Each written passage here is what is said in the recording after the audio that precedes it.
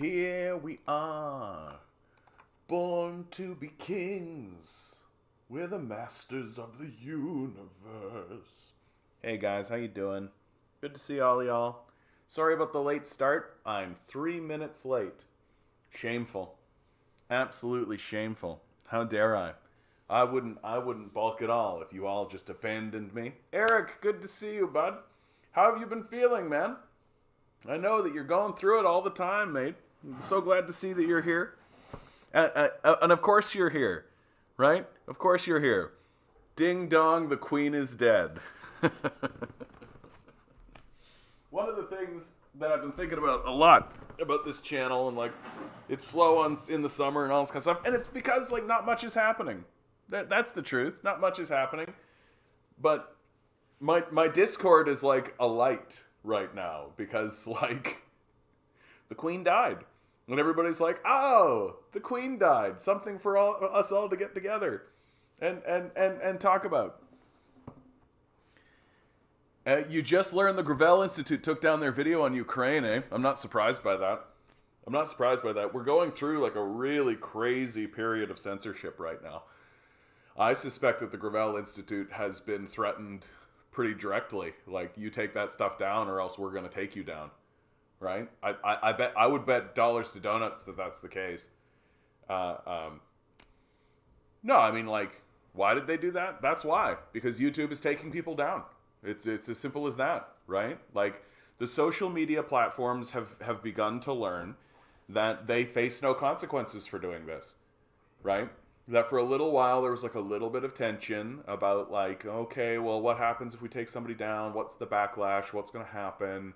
And so when they do it, they've always had to be kind of balanced and all this kind of stuff. And they're beginning to find out and learn that, oh, we can just take down whoever we like and there's nothing. They cry about it, and that's the end of it. Like, that's the end of it, right? I've actually got, so if you stick around, this is going to be a bit of a disorganized one. I've got a really, really good article from Caitlin Johnstone. Caitlin Johnstone is actually doing real reporting on this. I might actually just go into this right now. Let's spend a little bit of time. We're gonna put this up further. We're gonna prioritize that because I'm very impressed with this article.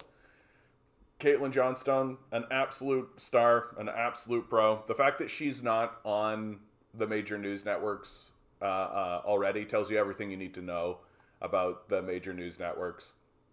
Like, we're going to see something here that is real reporting. That is real reporting, right? Yeah, social media is a weapon of mass destruction. Like, I've been saying for a little while now, and I'm beginning to crystallize this opinion a little bit, like, the way social media is structured, even without pulling people down, even without the censorship aspect of it, right? It's designed to ghettoize people. It's designed to create intellectual ghettos. It's designed to create disconnect.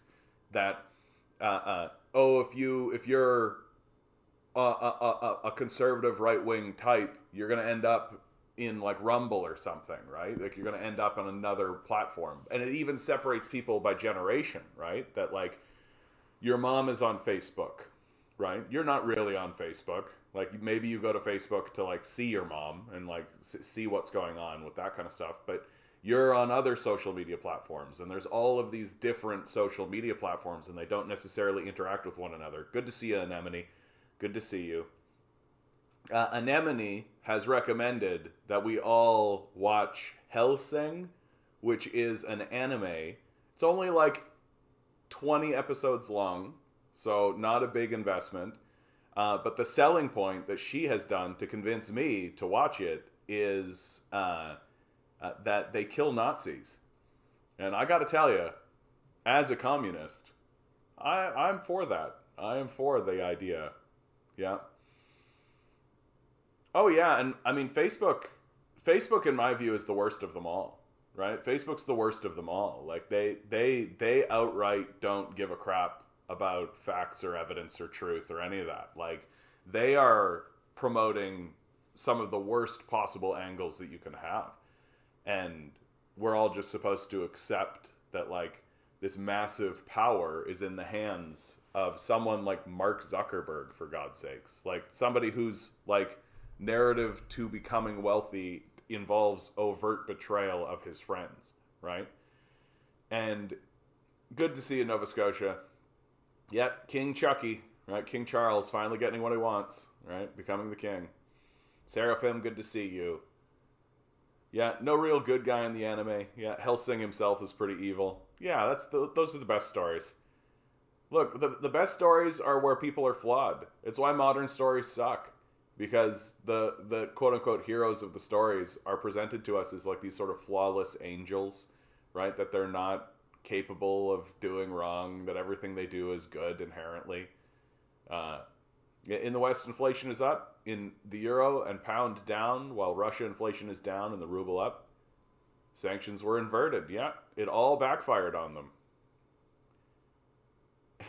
All we had to do was post one clip from the Hellsong Abridged to get Anemone started. It's good anime. Okay.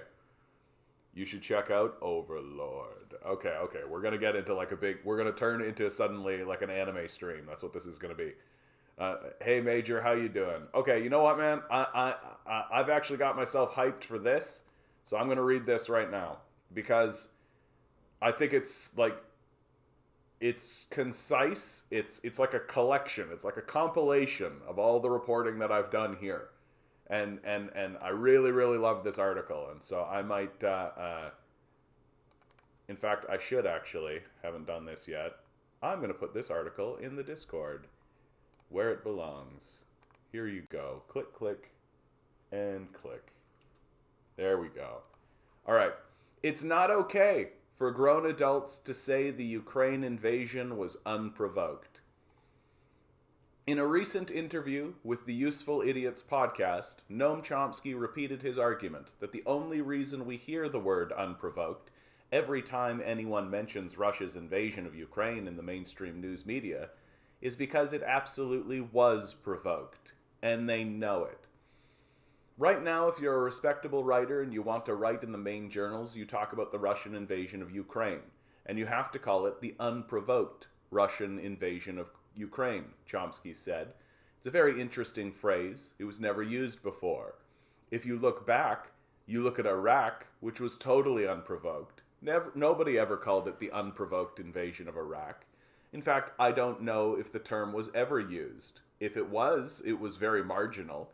Now you look it up on Google and hundreds of thousands of hits. Every article that comes out has to talk about the unprovoked invasion of Ukraine. Why? Because they know perfectly well it was provoked, Chomsky said. That doesn't justify it, but it was massively provoked. The top U.S. diplomats have been talking about this for 30 years, even the head of the CIA. Chomsky is, of course, correct here. The imperial media and their brainwashed automatons have spent half a year mindlessly bleeding the word provoked in relation to this war, unprovoked in relation to this war, but one question none of them ever have a straight answer to is this. If the invasion of Ukraine was unprovoked, how come so many Western experts spent years warning that the actions of Western governments would provoke an invasion of Ukraine? Because, as Chomsky notes, this is indeed the case. A few days after the invasion began this past February, a guy named Ahmad Bertrand put together an extremely viral Twitter thread that just goes on and on and on about the various diplomats, analysts, and academics in the West who have over the years been warning that a dangerous confrontation with Russia was coming because of NATO advancements towards its borders. Interventionalism in Ukraine and various other aggressions. It contains examples like John Mearsheimer explicitly warning in 2015 that the West is leading Ukraine down the primrose path, and the end result is that Ukraine is going to get wrecked. And Pat Buchanan warning all the way back in 1999 that by moving NATO onto Russia's front porch, we have scheduled a 21st century confrontation. Empire apologists love claiming that the invasion of Ukraine had nothing to do with NATO expansionism, their claims generally based on brazen misrepresentation of what Vladimir Putin has said about Russia's reason for the war. But that's silly. The US war machine was continuing to taunt the possibility of NATO membership for Ukraine right up until the invasion. a threat it refused to take off the table since placing it there in 2008, despite knowing full well that this threat was an incendiary provocation to Moscow. This is to say nothing of the US empire actively fomenting a violent uprising in 2014, which ousted Kiev's sitting government and fractured the nation between its more Moscow-loyal populations to the east and the more EU-US friendly parts of the country. This led to the annexation of Crimea, overwhelmingly supported by the people who lived there, and 8 years of brutal warfare against Russian-backed separatists in the Donbass. Ukraine attacks on those separatists are known to have increased exponentially in the days leading up to the invasion, and it has been argued that this is what provoked Putin's final decision to commit to invading, which was a last-minute decision, according to U.S. intelligence. The U.S. power alliance could very easily have prevented this war with few low-cost concessions, like enshrining Ukrainian neutrality, rolling back its war machinery from Russia's borders, and sincerely pursuing détente with Moscow, instead of shredding treaties and ramping up Cold War escalations. Hell, it could likely have prevented this war just by protecting President Zelensky from the anti-Moscow far-right nationalists, who were openly threatening to lynch him if he began honoring the Minsk agreements and pursuing peace with Russia, as he was originally elected to do. Instead, it knowingly chose the opposite course, continuing to float the possibility of formal NATO membership for Ukraine while pouring weapons into the nation and making it more and more of a de facto NATO member, with closer and closer intimacy with the US war machine, and then either ordering, encouraging, or tolerating Ukraine's aggressive assault on Donbass separatists. Why did the empire opt for provocation over peace? Congressman Adam Schiff gave a pretty good answer to that question in January of 2020 as the road to war was being paved. So that we can fight Russia over there, and we don't have to fight Russia here. If you relinquish the infantile idea that the US empire is helping its good friend Ukraine because it loves Ukrainian people and wants them to have freedom and democracy, it's not hard to see that the US sparked a convenient proxy war because it was in its geostrategic interests to do so, and because it wouldn't be their lives and property getting laid to waste.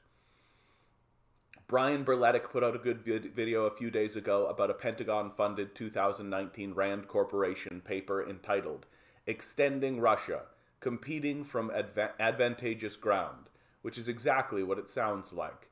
The U.S. Army commissioned paper details how the empire can use proxy warfare, economic warfare, and other Cold War tactics to push its longtime geopolitical foe to the brink without costing American lives or sparking a nuclear conflict.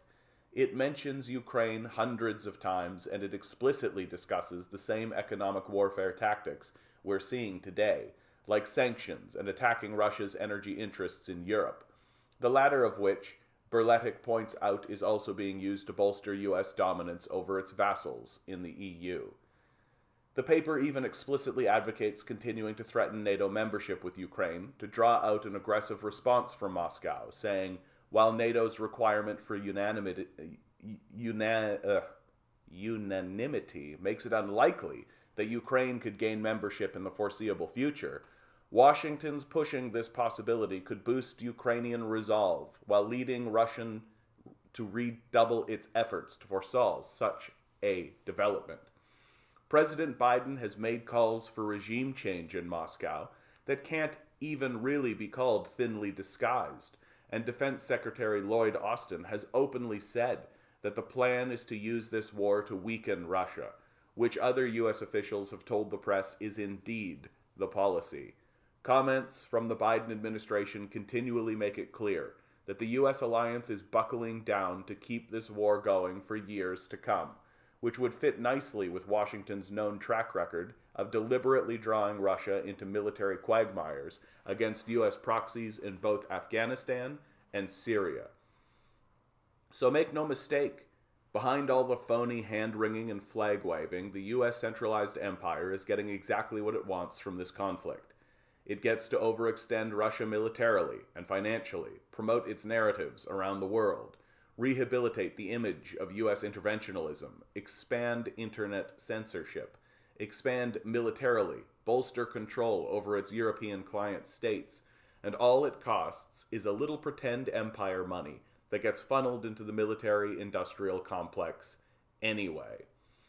Which is why, when it looked like peace was at risk of breaking out in the early days of the conflict, the empire sent in Boris Johnson to tell Zelensky that even if he is ready for the war to end, his partners to the West were not. From Ben Norton, Russia and Ukraine agreed to a negotiated settlement to end the war in April, but British Prime Minister Boris Johnson intervened to stop the peace deal. The US and EU instead escalated the proxy war as the Biden administration admitted it tried to weaken Moscow. So as you can see, this notion that the war is unprovoked is a fart-brained fairy tale for idiots and children. There's no excuse for a grown adult with internet access and a functioning brain to ever say such a thing. If China had backed a coup in Mexico and now had a loyal vassal in Mexico City who is letting Beijing distribute weapons along the US border while continually shelling English-speaking separatists in Baja California who are seeking US annexation, there's no question that Washington would consider this a provocation and would respond accordingly. You can tell me that's not true, but we'd both know you're lying. But as Chomsky said, the press are still spouting this unprovoked nonsense anyway. Russia is widely believed to have been taken aback by the West's assertive and unified position to its unprovoked invasion of Ukraine, reads a CNBC article published just minutes prior to this writing. The diplomatic visit underlines the importance of the Russian relationship for China, even in the face of international blowback against Moscow after its unprovoked invasion of Ukraine earlier this year, reads a new report from the CNN, hot off the presses. It was an unprovoked attack on a sovereign country, a source is quoted as saying in another CNN article published a few hours ago. It is, as Chomsky observed, really freaky how hard they've been hitting us with this line every time the invasion of Ukraine is mentioned. It seems like every time it comes up, they're obligated to say it, like how Michael Jackson had a quota for how often MTV hosts were obligated to refer to him as the king of pop, Michael Jackson, when his name was mentioned. In the mass media, you're not allowed to talk about the known US, NATO, Ukraine actions, which experts have been warning for many years would lead us to where we're at. You're only allowed to say Putin attacked Ukraine completely unprovoked, in a vacuum, solely because he is evil and hates freedom. And you have to do it while saying the word unprovoked at every opportunity. From Sarah Abdallah, NATO chief admits that NATO allies have been training and arming Ukraine since 2014, something to remember whenever Western media refers to an unprovoked invasion. Empire apologists get upset when you talk about the fact this war was provoked, because a large amount of empire apologia in 2022 is built around pretending that provocation just isn't a thing. By some trick of Orwellian doublethink, this concept we've all lived our entire lives knowing about and understanding is now suddenly a freakish and ridiculous invention of the Kremlin. We're all guilty of doing the things we knowingly choose to do. If I choose to provoke someone into doing something bad, then they're guilty of choosing to do the bad thing. But I am also guilty of provoking them. I'm not saying anything new here. This is the plot behind any movie or show with a sneaky or manipulative villain, and it's been part of our storytelling since ancient times. Nobody has ever walked out of Shakespeare's Othello thinking that maybe Iago was just an innocent bystander who was trying to help out his friends. Most of us learn that provocation is real as children, with siblings, kicking the other under the table, or whatever to provoke a loud outburst, and we've understood it ever since. But in 2022, everyone's pretending that this extremely basic, kindergarten-level concept is some kind of bizarre alien gibberish. It's intensely stupid, and it needs to stop. Empire apologists will also argue that saying Russia was provoked into invading by the US empire is like saying a rape victim provoked her rapist by wearing a tight skirt, or a battered wife provoked her abuser by disobeying him. And as a survivor of multiple rapes and an abusive relationship, I must say I find it extremely offensive when people compare blaming the most powerful empire that has ever existed for its well-documented aggressions to blaming victims of rape and domestic violence. This poor, whittle, globe-spanning empire is not comparable to a rape victim. And if you find yourself thinking that it is, it's time for you to rethink your entire worldview. It's not okay to be a grown adult in September of 2022 and still say the invasion of Ukraine was unprovoked. You've got a brain between your ears and an entire internet of information at your fingertips. Use them. This is what I've been saying about these Ukrainian people, man, like these Slava Ukraine types, right? Like what have I been saying the whole time about all of this, about the supporters of capitalism? We're dealing with children. We're dealing with children who literally never grew up, right?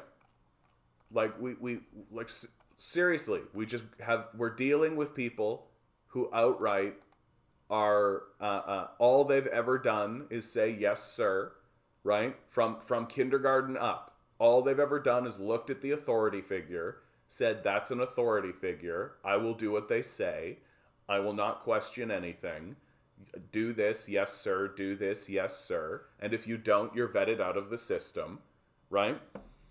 And all they've ever done is go up that chain of yes sir, yes sir, yes sir.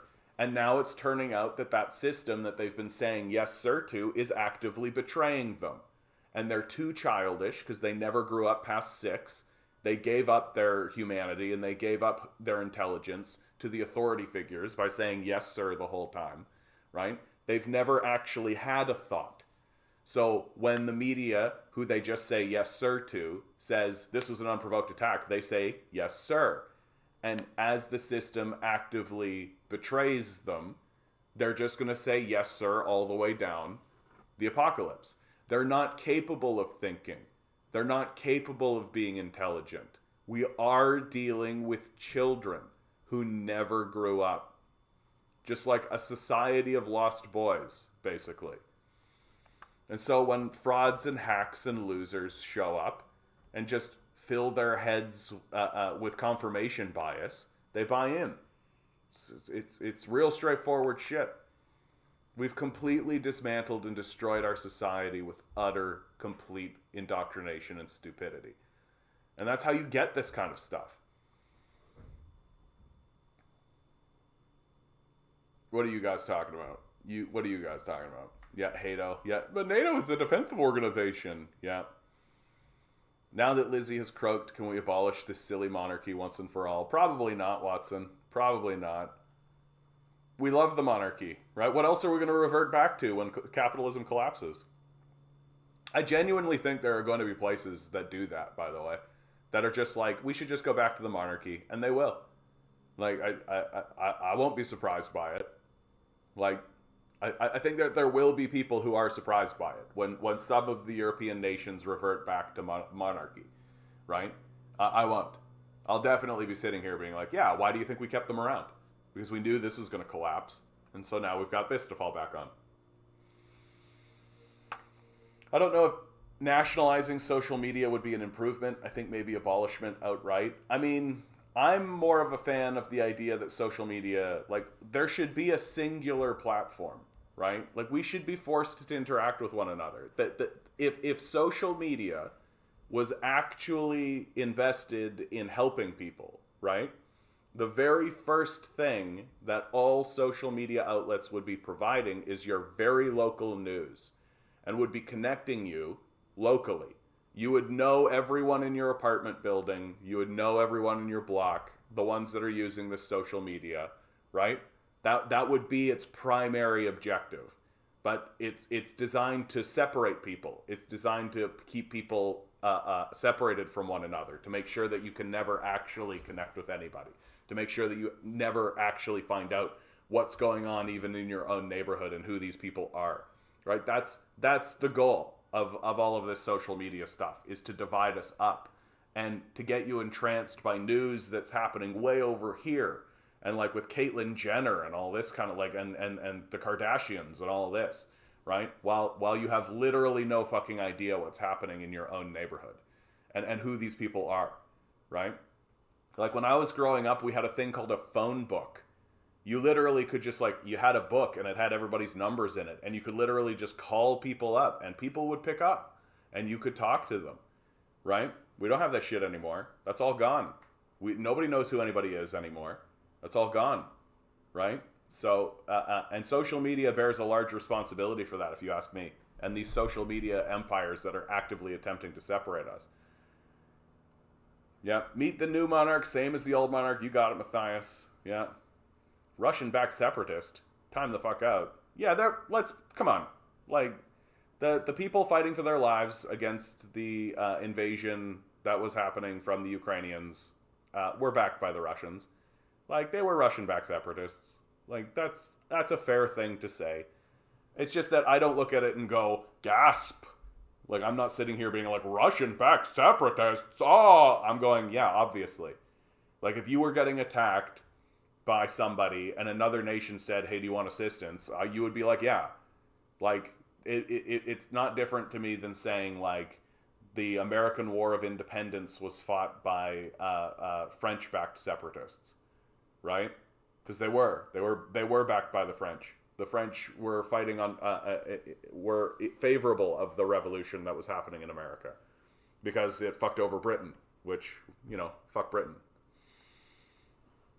Yeah, Hato. I refuse to buy Donbass was agitated Russian-backed separatists. We know full well the intentions of Ukraine and NATO. It didn't require a civil war. Just put NATO weapons 90 miles from Moscow and Ukraine and the same shit would have gone down. Yeah.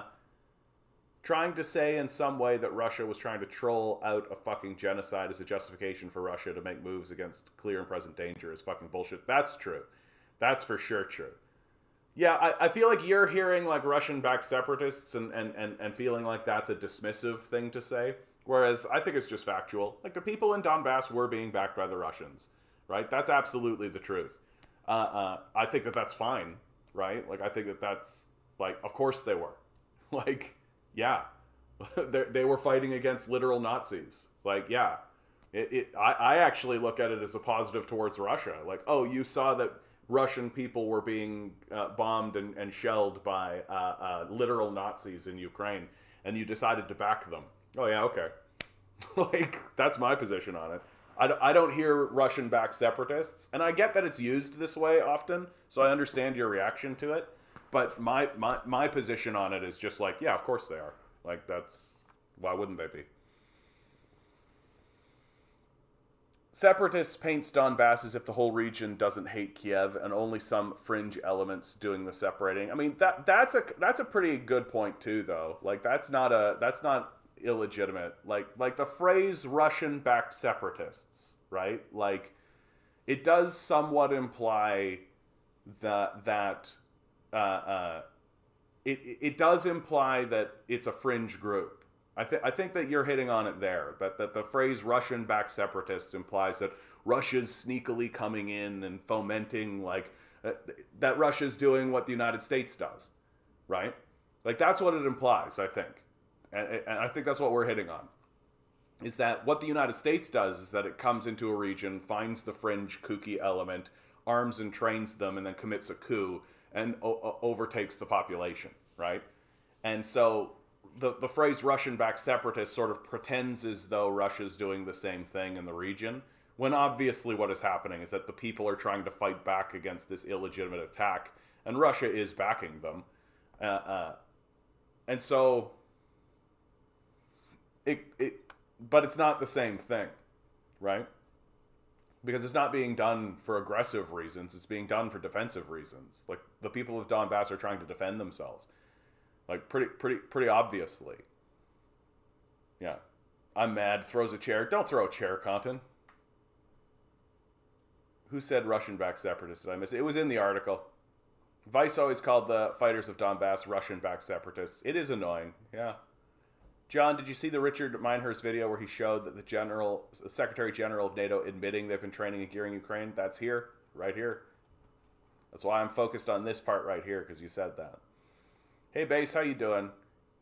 It was mentioned in the article. Either Chomsky or Caitlin said it, or was quoted. Either way, it wasn't necessarily information. It's to just call Donbass a Russian-backed counter coup.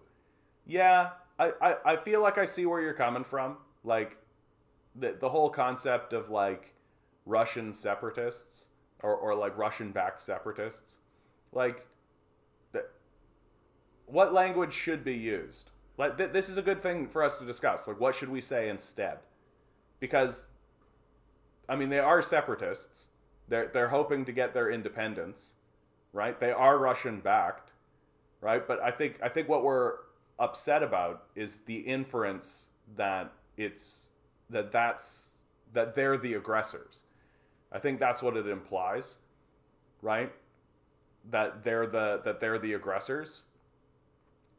I mean, we should just call them revolutionaries, right? Like, just straight up Russian-backed revolutionaries. Would that be better? Like, casting off the yoke of these, yeah, freedom fighters. Yeah, America has used that language before. Yeah, and it does kind of remove the agency of the people of Donbass. Yeah, it does. You're right about that, Major. Actually, it sort of downplays the reality. Like, if I was if I was dealing with people shelling me, right, and then suddenly, like, I don't know, California said, "Hey, we're gonna give you some weapons and arm you," right? Am I a Californian backed separatist? Right? Like, the people of Donbass are fighting for their lives. They're fighting for their existence. You know, they're only considered separatists insofar as, like, they are part of Ukraine, but like, Ukraine has been shelling them. So it's not like they're sitting here saying that they want to separate uh, uh, uh, illegitimately, right? It's not like their complaint is illegitimate. So anyway, this is a good article. I'm glad that I read it. I'm happy that someone else out in the world is calling the capitalists children, because that's all they are at this stage in the game. That this is something I think that, like, as I've gotten older, because, like, as I get through the conspiracy brain, right? Because, like, so much of the conspiracy theory aspect of dealing with this kind of news, right, assumes first and foremost that the people in charge know what they're doing, right? That the people who are at the top of this chain are very clever and intelligent and Machiavellian and, like, manipulative and all of this. And it all falls apart once you realize that, no, they're basically children. Like, Joe Biden is a child. Like, literally. Like, just a baby-brained, unintelligent person. And they're all like this. Elon Musk, Jeff Bezos, like, they're all like this. They literally don't know what they're doing because children don't know what they're doing, right? They're just where they are because they said, "Yes, sir."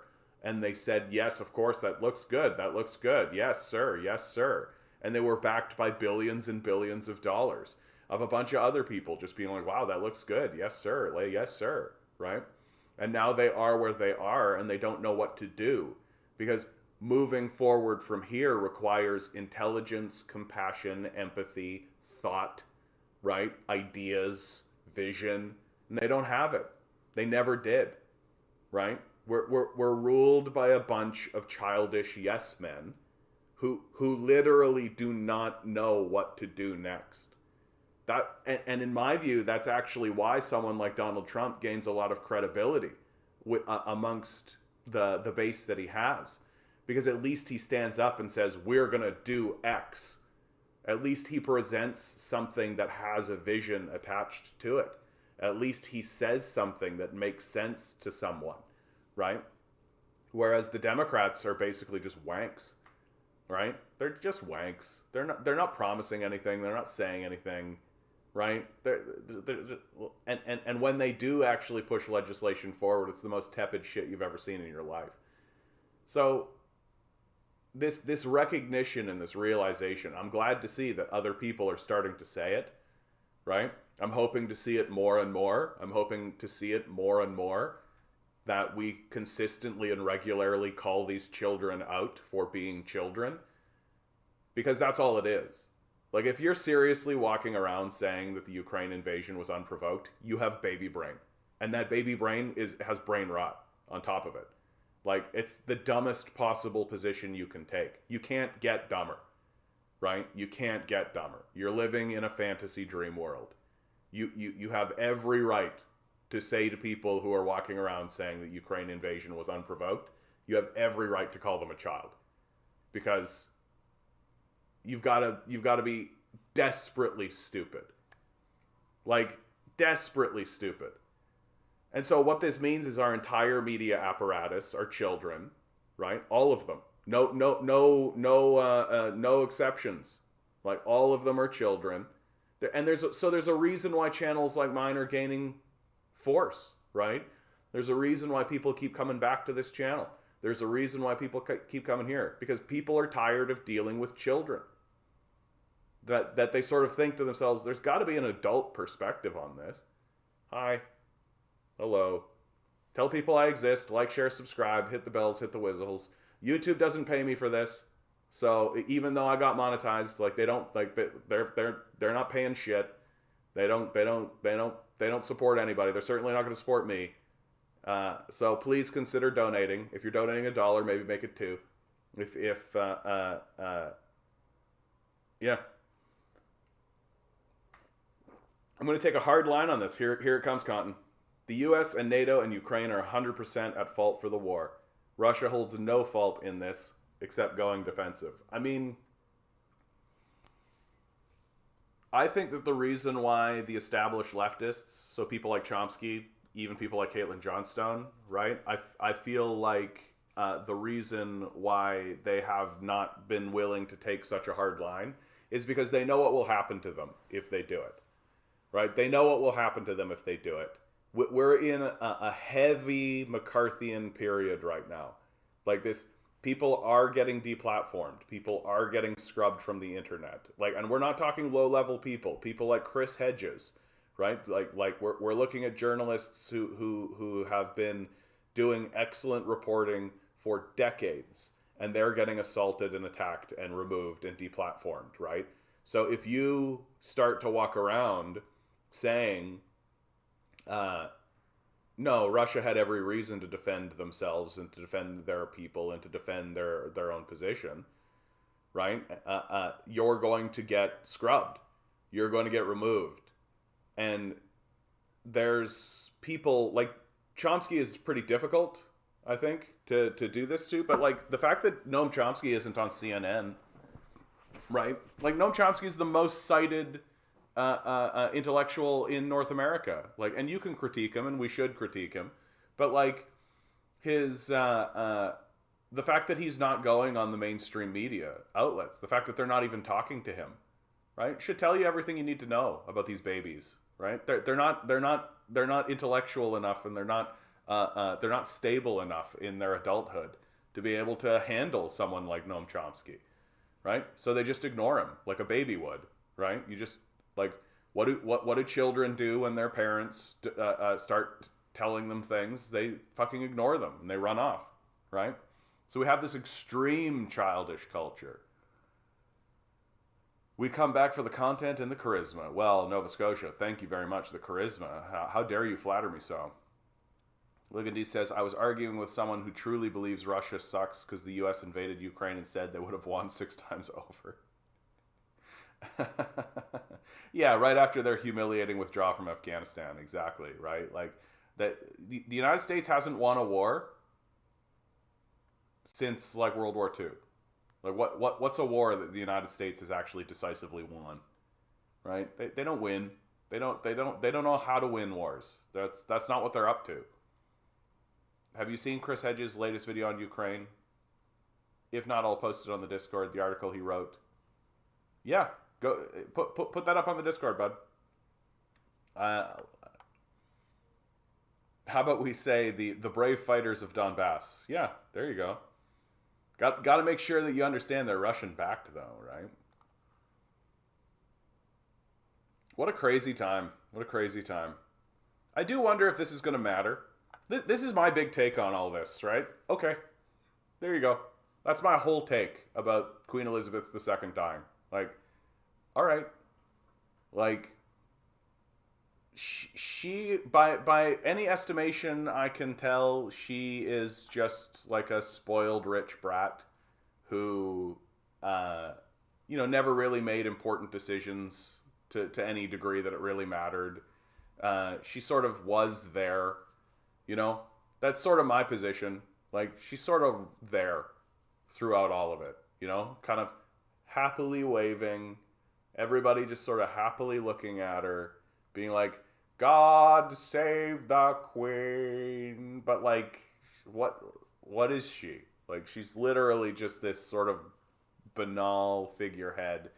Anytime anybody tries to peg her with anything like negative, it basically boils down to like, yeah, she existed in the position during the Empire, like when the Empire was doing shitty stuff.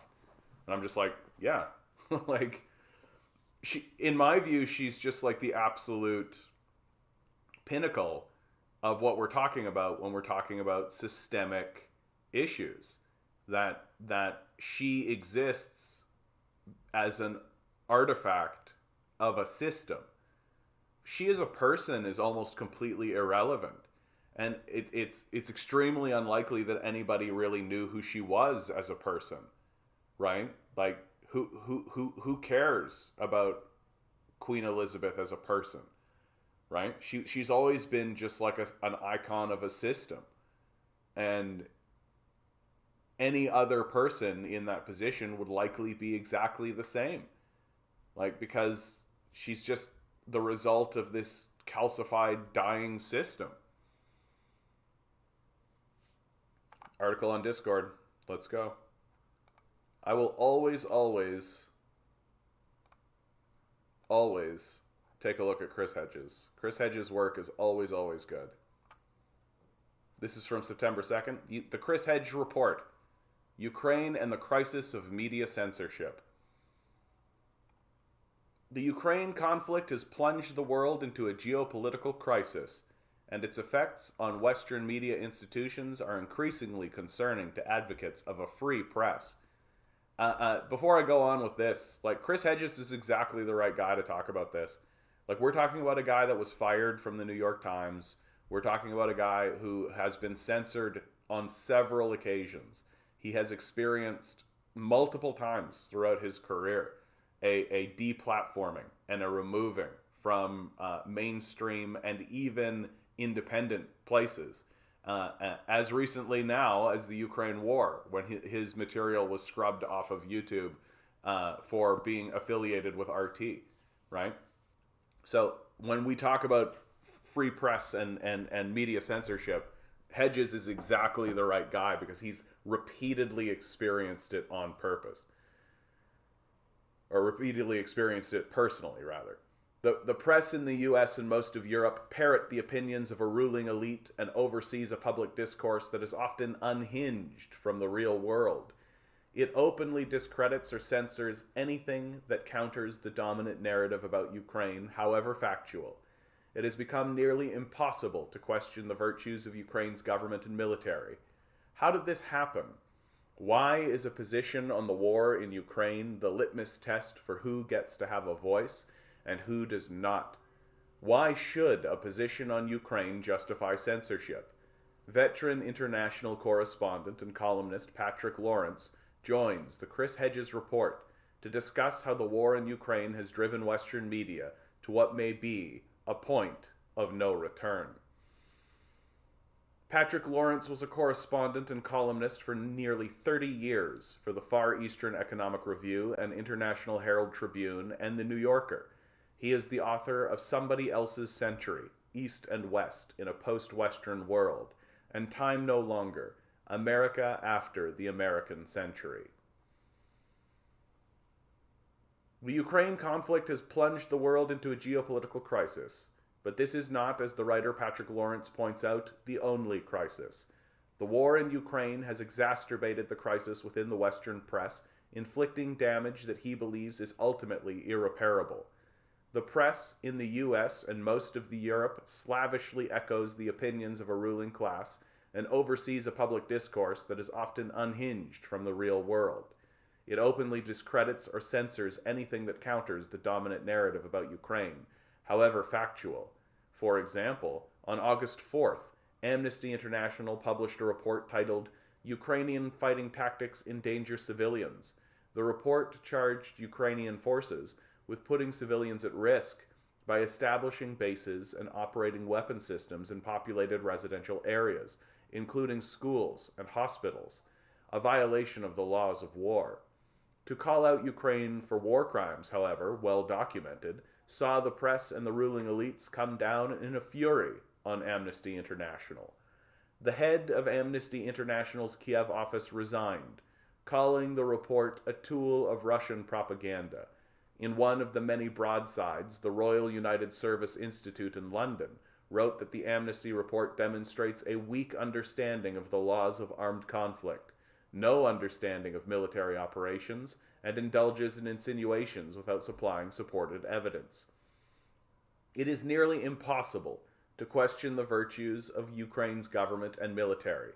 Those that do so are attacked and banned from social media. How did this happen? Why is a position on the war in Ukraine the litmus test for who gets to have a voice and who does not? Why should a position on Ukraine justify censorship? Joining me to discuss these questions is Patrick Lawrence, who is a correspondent and columnist for nearly 30 years for the Far Eastern Economic Review, the International Herald Review, and the New Yorker. He is the author of Someone Else's Century, East and West in a Post-Western World, and Time No Longer, America After the American Century. I just want to begin with that first question because it does mystify me. The United States is not actively engaged in a conflict with Russia in Ukraine. It's a proxy war. Why has any criticism of Zelensky or the Ukrainian government or the Ukrainian military become such an anathema within the media landscape? Yeah, nice to meet you, Chris. To begin with, a face to a name after reading you for years. There's a couple of ways to answer that question, maybe more than two. Mine, I begin with something John Pilger said back in 2014 after the American-cultivated coup in Kiev.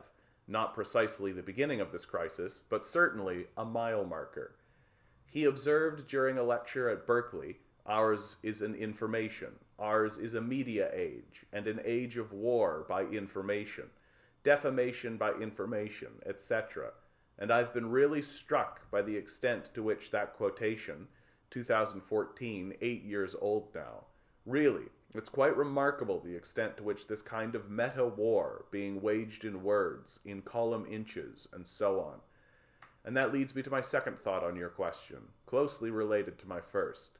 It is very important to keep the reading and viewing public, ours in America, the Brits, and so on, behind this project, because public assent, perhaps my word is acquiescence, is essential in directing proportion to the bloody senselessness of the whole thing.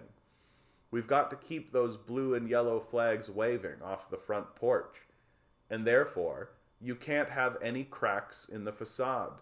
A report like this risks, rather perilously if a lot of it comes out, public support for this conflict.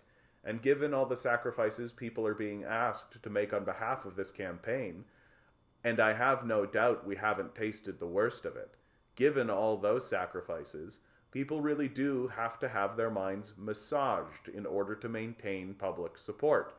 Those are my thoughts on it. You and I have both covered conflicts, and what is apparent to those of us who have covered conflicts is that reporters in Ukraine are actually nowhere near the fighting, or if they are, they're taken out on what we call dog and pony shows, where they're escorted by Ukrainian military for a few hours, and at a certain place, and then retreat again. But it is certainly evident to me that daily reporting doesn't really exist, that one writes whatever they're handed, probably at the Ministry of Information, the press center in Kiev. You want to know my take on that? I just finished a column for Bob Scheer literally 2 hours ago. This is Scheer Post, which we both write for. Yes, on this very topic. I go back to April 75. Look, the Vietnamese people won the Vietnamese War, but the press had a role in it. Our anti-war movement had a role in it, and I think the government elite and the defense establishment, the national security state, was, we'll use the phrase, sort of nostalgic. They were fairly freaked out after that, and I think from that time onward they recognized